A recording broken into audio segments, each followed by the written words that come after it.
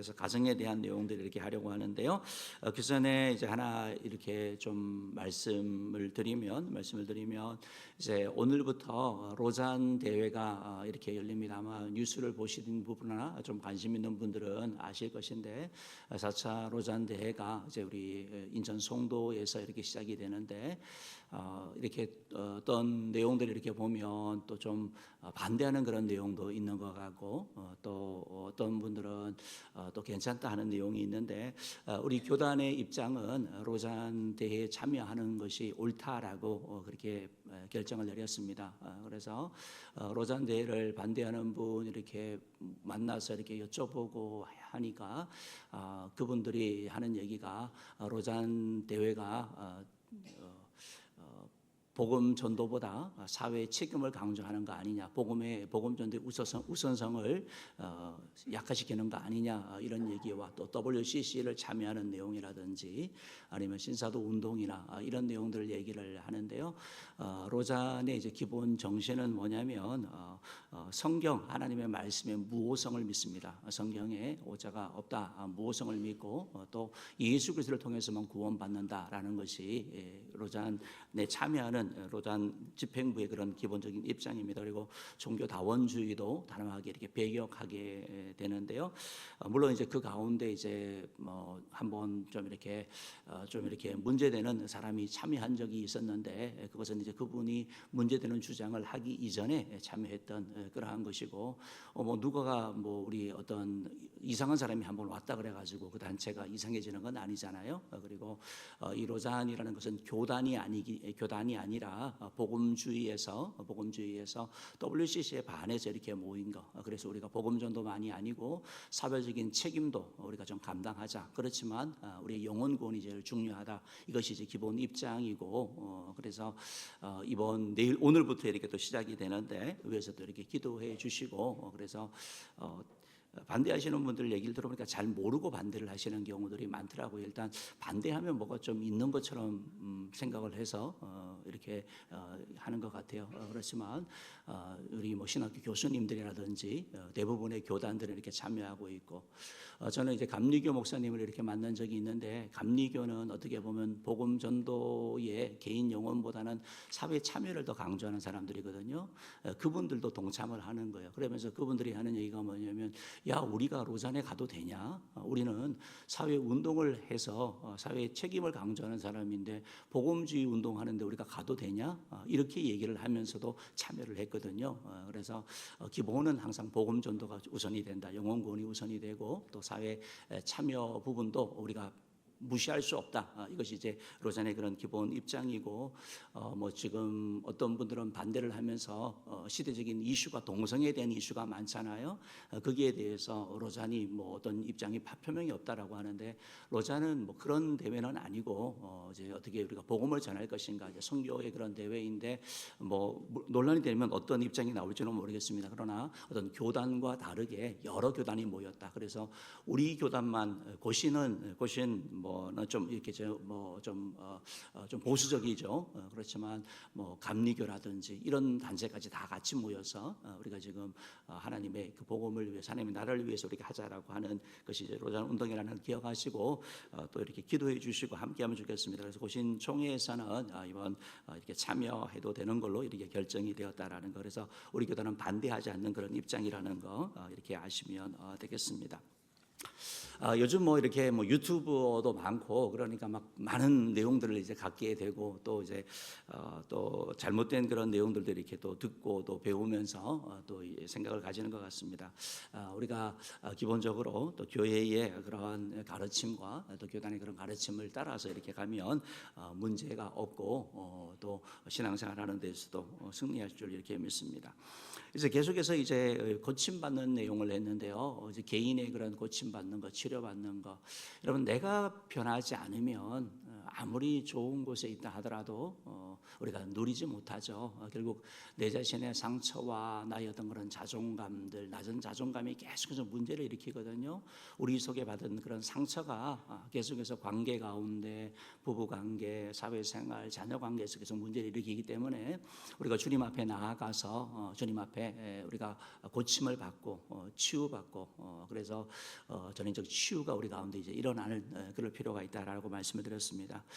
또한 개인의 치료만이 아니라 가정의 치료에 대한 얘기를 하면서 가정이 하나님이 원하시는 가정을 만드신 분이 우리 주님이신데 주님이 원하시는 그런 가정으로 돌아가는 것 이것이 필요한 때인 것 같습니다. 그래서 가정들마다 다 사랑이 있는데 그 사랑이 건강하지 못한 사랑인 경우가 있다면 우리의 사랑이 건강한 사랑, 괴롭게 하는 그런 사랑이 아니고 정말 세워주는 그런 사랑이 필요하다라고 말씀을 드렸고 또 가정마다 의외로 많은 경우 대화가 없습니다. 그래서 부부 이혼의 주된 요인들이 뭐 경제적인 거, 뭐 불륜, 뭐 어려움을 얘기를 하지만 그 근본에 들어가 보면 대화가 되지 않는 것 이것이 큰 요인인 것을 보게 되는데요.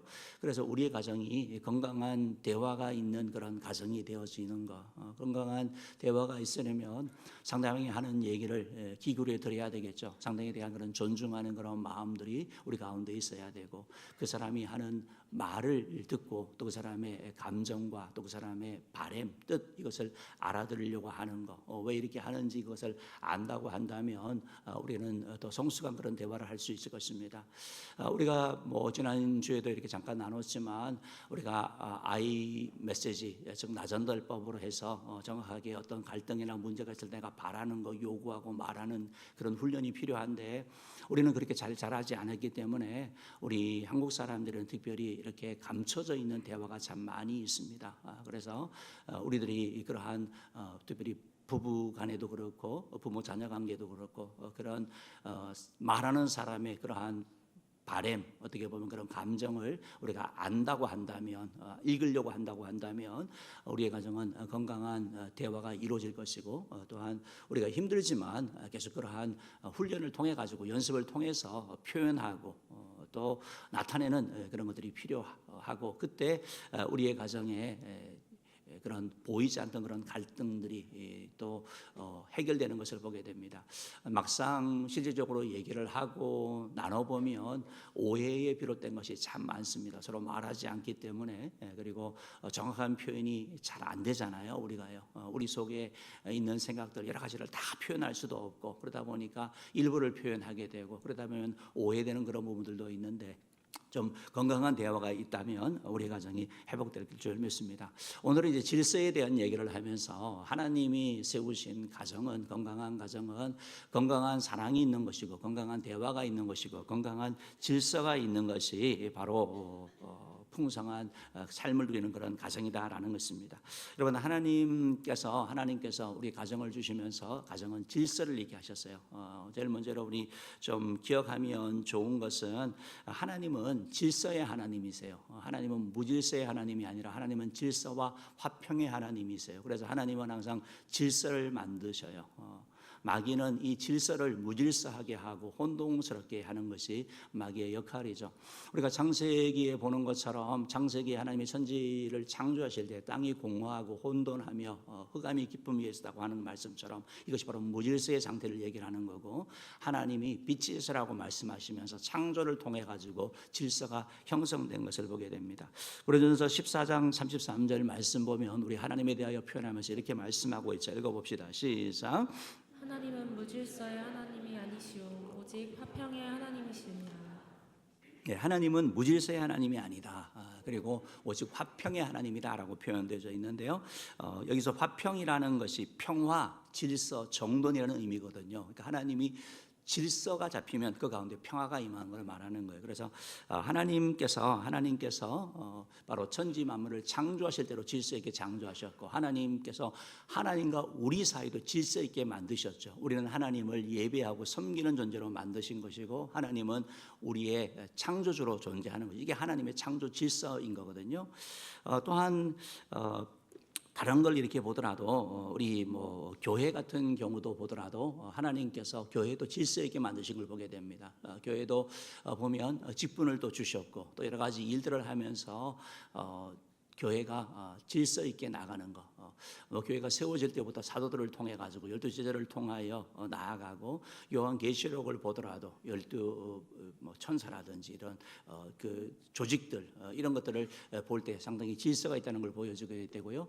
고린도전서 14장에 보면 이제 교회에서 방언하는 것 때문에 얘기를 하는 문제가 생겼습니다. 여러 사람이 방언의 은사를 받아 가지고 여러 사람이 막 방언을 하기 시작하는 거예요. 예배 가운데. 그때 하신 말씀이 뭐냐면 질서 있게 하라는 말씀이에요. 고린도전서 14장 40절 말씀 한번 읽어볼게요. 시작. 모든 것을 품위 있게 하고 질서 있게 하라. 여기서 품위 있게라는 게 바로 질서 있게 잘 어울리게. 그러니까 방언을 하는 데 있어서도 예배하는 데 있어서도 혼잡하게 하지 마라.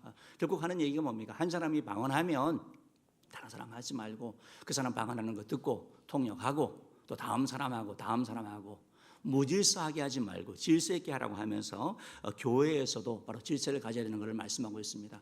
은사는 너무나 좋은 것이고 너무나 귀한 것이죠. 그러나 은사를 적당하게 적절하게 교회의 유익을 위해서 사용해야 되는 것이지 자기 자랑하듯이 어떻게 자기를 드러내듯이 그렇게 사용하는 것은 옳지 않은 것을 말씀하고 있는 것입니다. 하나님께서는 이렇게 창조 하나님과 우리의 관계도 그렇고 또 교회도 그렇고 그렇게 질서 있게 하신 것을 보게 되고 또한 가정도 마찬가지로 하나님이 만드시면서 바로 질서 있게 만드신 것을 보게 됩니다.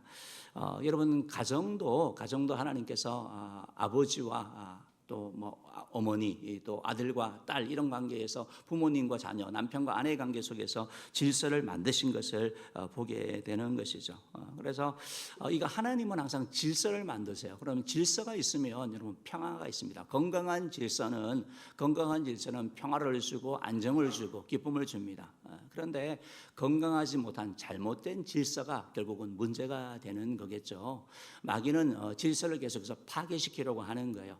하나님과 우리 사이에서 에덴 동산에서 하나님을 예배하며 살아가는 아담과 하와의 그 관계, 하나님과의 그 관계를 바로 선악과를 통해서 깨트렸죠. 너희가 이 선악과를 먹으면 너희 눈이 밝고 하나님처럼 될 거야 라고 얘기를 하면서 하나님을 닮아가는 게 아니라 더 이상 하나님 없이도 살 수 있다라고 하는 그런 질서를 깨트리는 거. 그로 말미암아 문제가 생기기 시작한 것을 우리가 보게 되는 것이죠. 여러분 교회에서도 뭐 여러 가지 은사들이 있고 달란트가 있고 한데 교회의 질서가 파괴되기 시작하면 교회 뭐 직분도 여러 가지가 있잖아요. 그게 파괴되기 시작하면 우리가 흔히 얘기하는 그냥 콩가루 집안이 되는 거예요.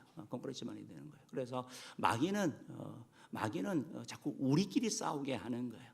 여러분 우리의 대적은 우리 성도들이 아니에요. 성도들 가운데 마음에 안 드는 사람도 있고 좀 못마땅한 사람도 있고 성격적으로 그런 사람이 있을 수 있죠. 그렇지만 우리의 대적은 원수사단 마귀지 성도가 아니라는 거예요.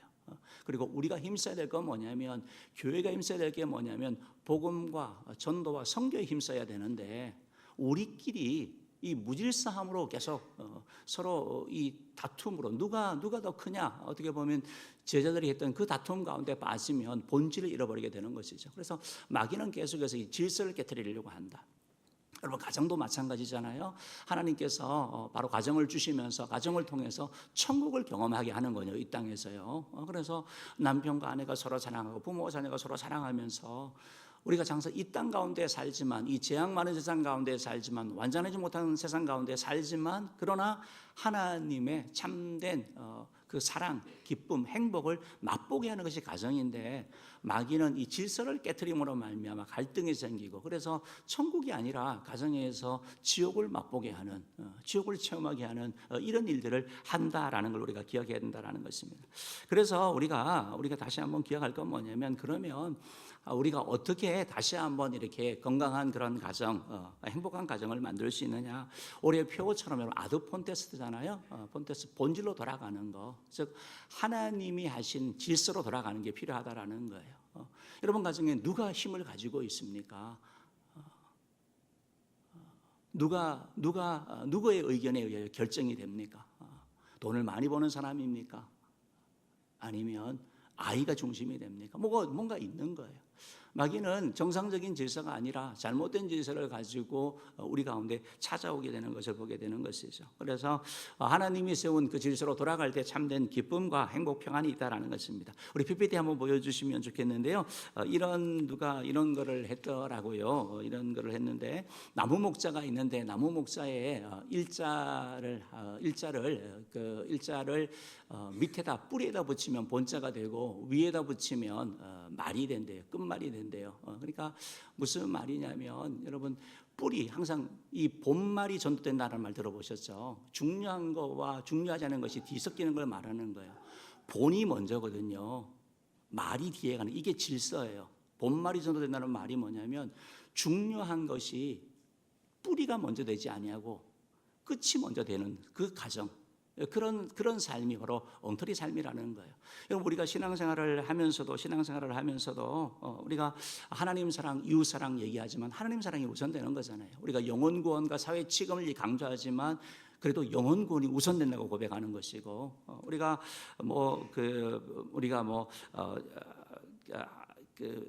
그 관계에 있어서도 여러분 사람이 먼저죠. 돈이 그 다음이고 이런 질서, 이 질서가 우리 가운데 지켜질 때 이게 하나님이 세운 그런 질서이고 이런 질서가 있을 때 참된 평화와 기쁨이 있다라는 것입니다. 사랑하는 성도 여러분, 하나님은 질서와 화평의 하나님이십니다. 하나님은 질서가 있기를 원합니다. 저와 여러분의 가정과 또 교회와 우리의 삶 가운데 이런 질서가 형성되어지고 또 다듬어지기를 주님으로 축복합니다. 두 번째로 그러면 하나님이 그 세우신 가정의 질서가 뭐냐? 우리 가정을 주님이 치유해 주셔야 되는데 여러분 우리 가정이 치유받는데 질서 부분에 있어서 뭘 고침을 받아야 됩니까? 여러분 부부 사이에 질서가 있는데 이 질서가 잘못되어 있는 질서는 여러분 고침을 받아야 된다라는 거예요. 부부 사이에 남편과 아내 사이에 질서가 있습니다. 이게 하나님이 정하신 거예요. 그래서 이 질서에 따라서 나가야 되는데 그 질서가 혹시 잘못되었다고 한다면 우리는 좀 손볼 필요가 있다라는 것입니다. 우리 오늘 성경 말씀 골로새 3장 18절 말씀 한번 읽어보겠습니다. 골로새 3장 18절 말씀 읽어봅시다. 시작. 아내들아 남편에게 복종하라. 이는 주 안에서 마땅하니라. 아내들아 남편에게 복종하라. 이는 주 안에서 마땅하니라라고 말씀하면서 남편과 아내 관계에서 아내에게 먼저 말씀하면서 남편에게 복종하라라고 말씀하고 있는 것이죠. 여러분 여기서 남편에게 복종하라라고 이렇게 말한다라는 것은 이건 질서적인 복종을 얘기를 하는 거예요. 어떤 우열의 복종이 아니고 질서적인 복종을 얘기를 하는 것입니다. 이제 의미로는 아래에서 잘 받들어 준다라는 마이크가 좀 하우링이 나는데요. 아래에서 잘 받쳐준다 이런 의미를 가지는 거거든요. 그래서 아내의 역할이 하나님께서는 남편을 세워주는 거 어떻게 보면 남편에게 복종하는 질서적인 측면을 얘기를 한다라는 걸 여러분 기억하면 좋겠습니다.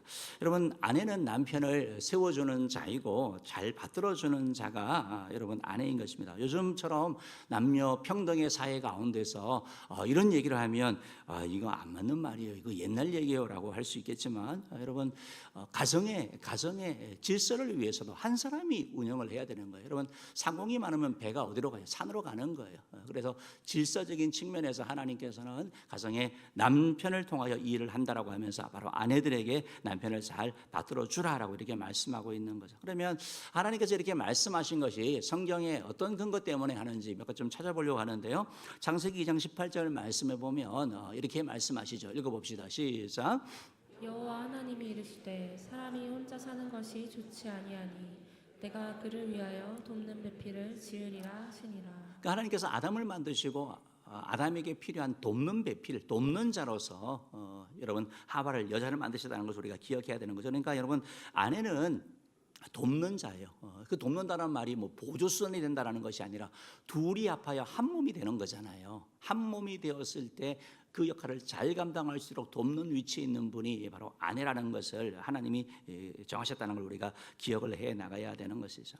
하나님이 우리 아내를 만들 때 그래서 이 돕는 자로 만들게 하면 아내가 잘 도와요. 그리고 남자들보다 보는 그런 시야가 훨씬 더 넓은 거예요. 왜냐하면 하나님이 그렇게 하셨으니까. 그러니까 잘 돕는 것이 바로 그런 역할이라고 말씀하고 있고 디모데전서 2장 14절 말씀에 보면 타락에 대한 말씀을 하면서 이렇게 말씀하고 있습니다. 읽어봅시다. 시작. 아담이 속은 것이 아니고 여자가 속아 죄에 빠졌음이라. 에덴 동산에서 누가 먼저 죄를 범했느냐라고 할 때 바로 여자가 먼저 범했다라고 말하면서 이게 창조 질서만이 아니고 타락의 순서에서도 이렇기 때문에 여자는 머리에 뭘 쓰라고 얘기하고 남자는 하나님의 영광이기 때문에 쓰지 않는다고 설명을 해나가면서 그런 역할을 하고 있습니다. 그래서 여자가 먼저 죄를 선악과를 따먹고 남편에게 준 그런 타락의 순서에 있어서도 여자가 있기 때문에 이런 질서적인 부분에 순종하라고 말씀하고 있고요. 그래서 11장 3절 말씀 한번 읽어보겠습니다. 시작. 그러나 나는 너희가 알기를 원하노니 각 남자의 머리는 그리스도요 여자의 머리는 남자요 그리스도의 머리는 하나님이시니라.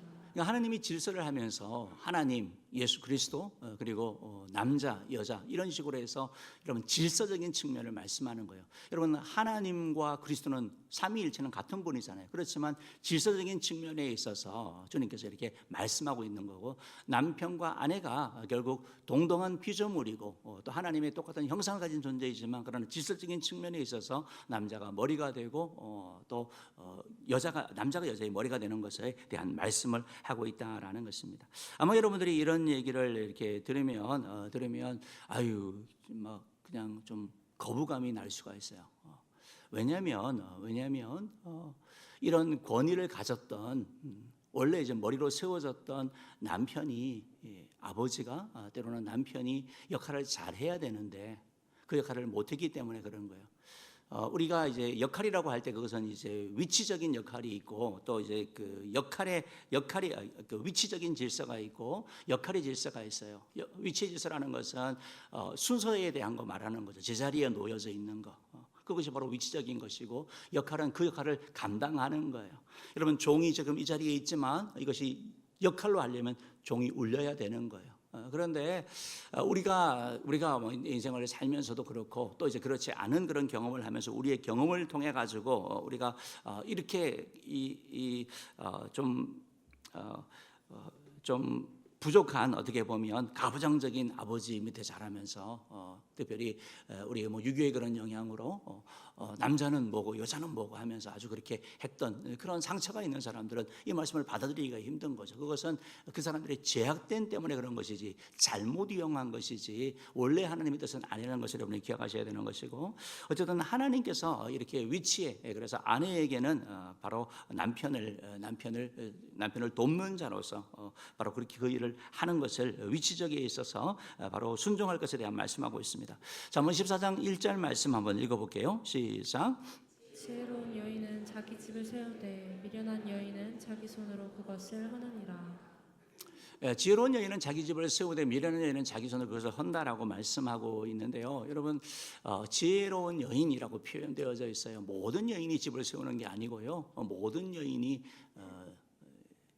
집을 무너뜨리는 게 아니에요. 지혜로운 여인은 집을 세우지만 미련한 여인은 그걸 허무는 거예요.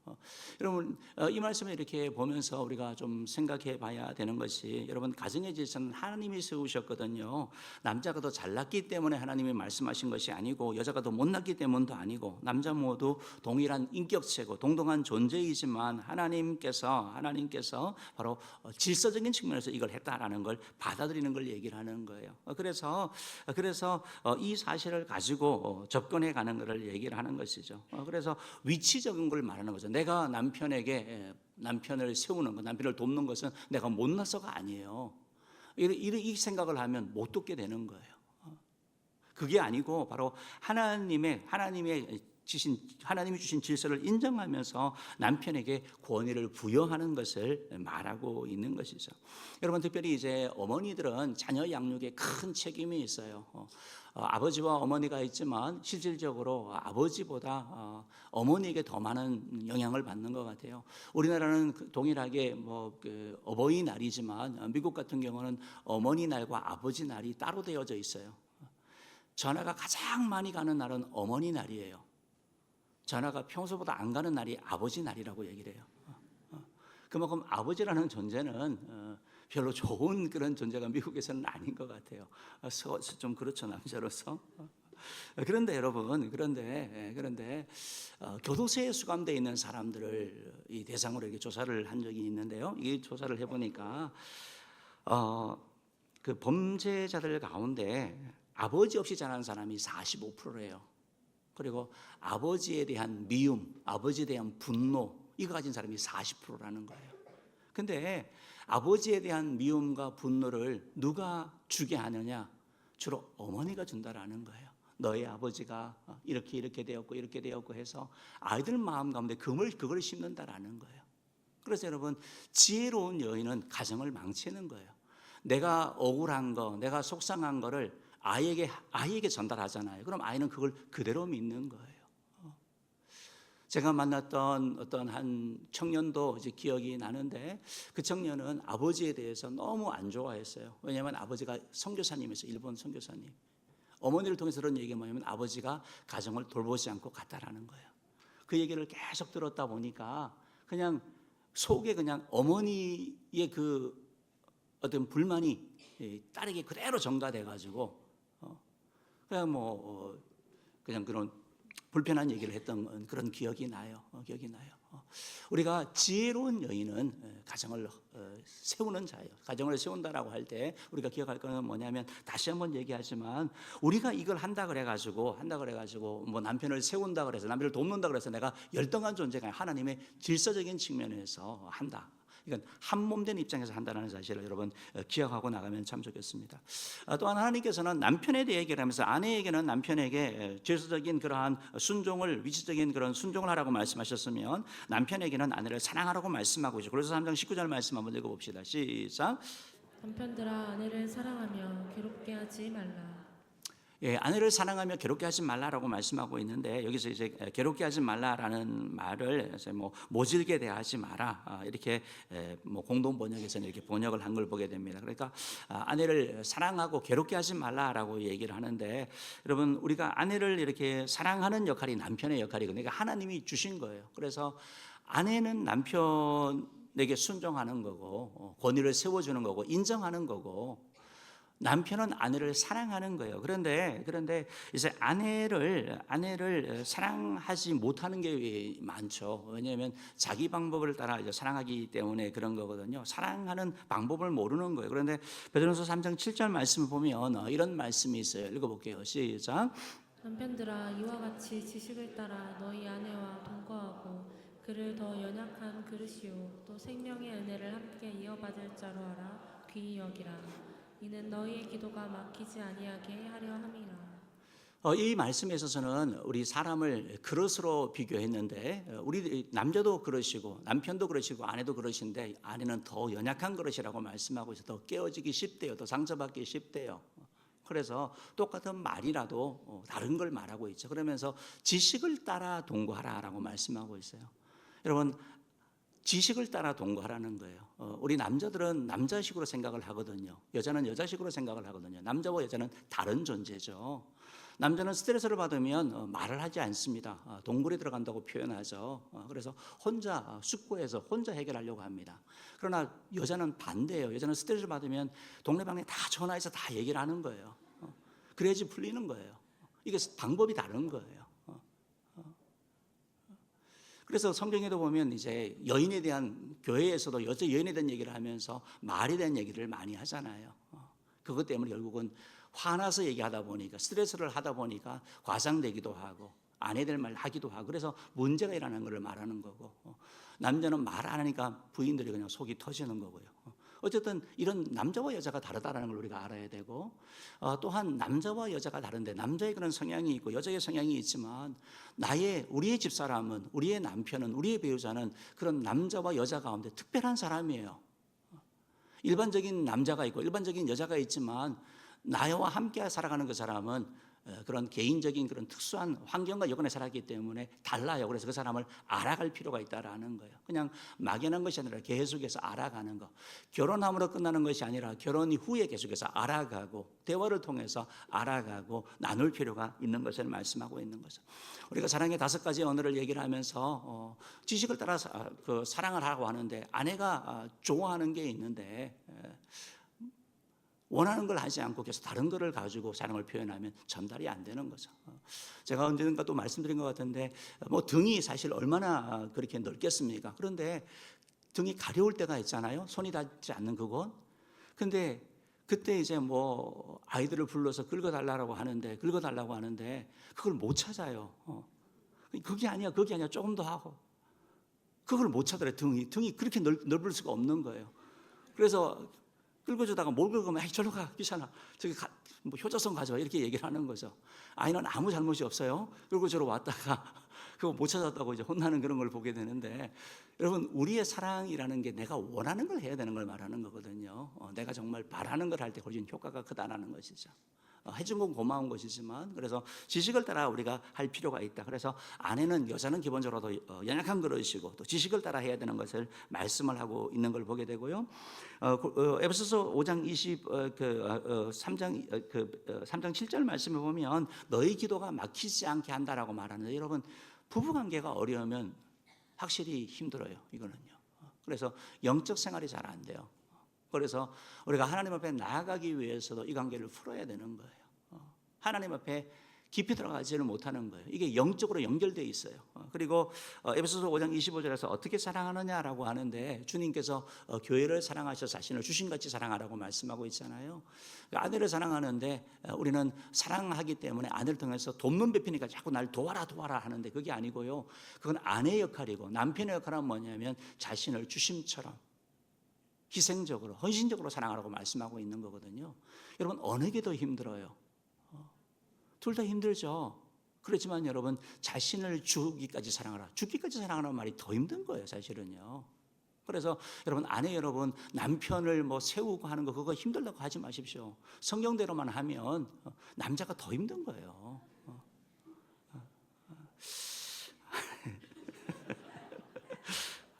아무도 공감을 안 하시는 것 같은데, 네, 사실은 그렇습니다.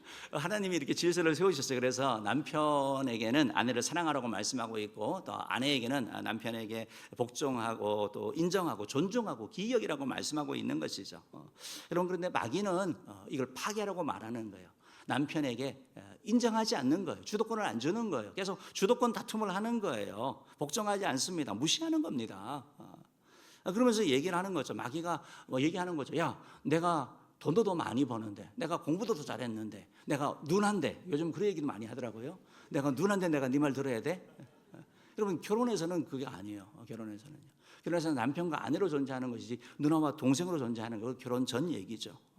어쨌든 마귀가 결국 이렇게 해서 계속해서 다투게 하는 거. 그러니까 결국은 가정에 들어가는 것보다 본인을 인정해주는 어떤 것으로 이제 빠지는 것을 보게 되는 것이죠. 마찬가지로 하나님은 남편에게 아내를 사랑하라고 말씀하셨는데, 마귀는 그 사랑이 아니라 미움을 얘기를 하는 거죠. 그래서 혹독하게 대하는 거, 아니면 이렇게 폭언을 하는 거, 구타하는 거, 이런 일들이 끔찍한 일이 일어나는 거잖아요. 그 사랑이 아니죠. 잘못된 사랑으로 하게 하는 거죠. 또한 더 나아가서는 대상을 바꿔서 사랑하게 하는 거예요. 아내를 사랑해야 되는데 아내가 아닌 다른 여자를 사랑하는 거죠. 다른 남자를 사랑하는 거죠. 이게 불륜이죠. 마귀가 그렇게 하는 거예요. 그럼 하나님께서는 가정을 통해서 이러한 어떤 성적인 그런 관계가 이루어지기를 원하시는 것이고, 그게 하나님이 정하신 질서예요. 그런데 마귀는 그게 아니라 자꾸 바깥으로 나가라고 얘기를 하게 되는 거고, 그거로 말미암아 여러분 결국 가정이 깨지고 상처 주고 아픔 주고. 한번 생각해 보십시오.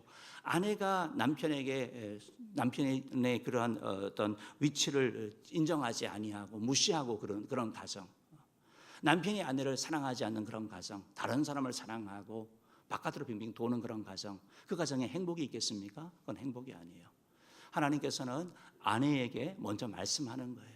왜? 아내의 영역이 훨씬 크기 때문에 그러는 거죠. 남편을 먼저 세우는 자가 되라, 돕는 자가 되라고 말씀하고 있는 것이고, 또한 남편은 남편으로서의 아내를 사랑하는 역할을 하라고 말씀하고 있습니다. 잠언 31장 28절 29절 말씀 한번 읽어볼게요. 시작. 그의 자식들은 일어나 감사하며 그의 남편은 칭찬하기를 덕행 있는 여자가 많으나 그다는 모든 여자보다 뛰어나다 하느니라. 잠언 31장 말씀 보면 현숙한 여인을 누가 얻겠느냐라고 그렇게 표현하고 있어요. 우리 교회에 현숙이 많아서 되게 좋아요. 이름이 현숙이라는 이름이 참 좋은 이름이에요.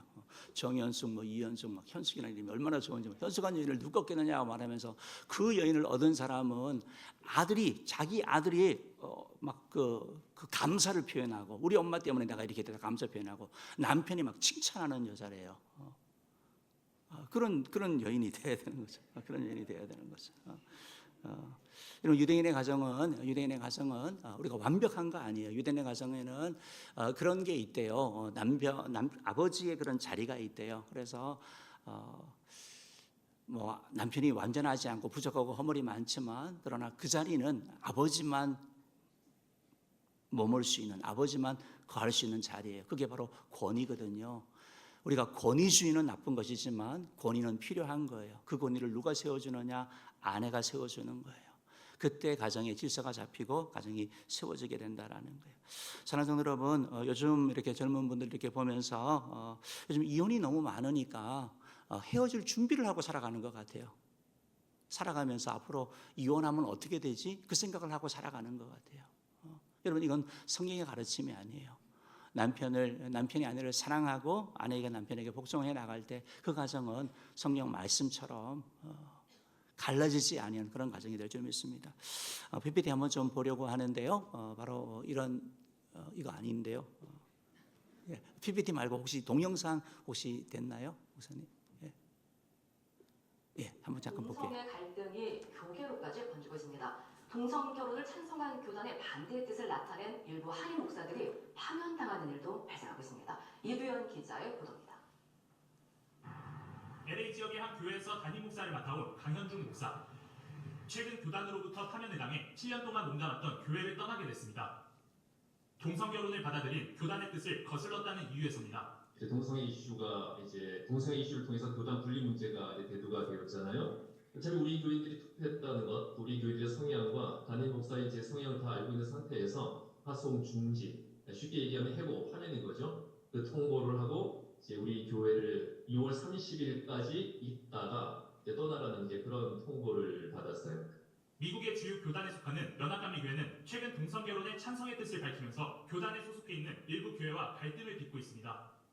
갈등이 심각해지자 교단 측의 뜻을 거부한 목사를 예배 중간에 파면하는 일까지 벌어졌습니다. What kind of law it is? It's just legal. And I know he has been here for a long time and has done good ministry here. But the bishop feels that at this point in time, starting July 1st, he will be your new pastor here. Okay? Okay? If you sit down, I will close.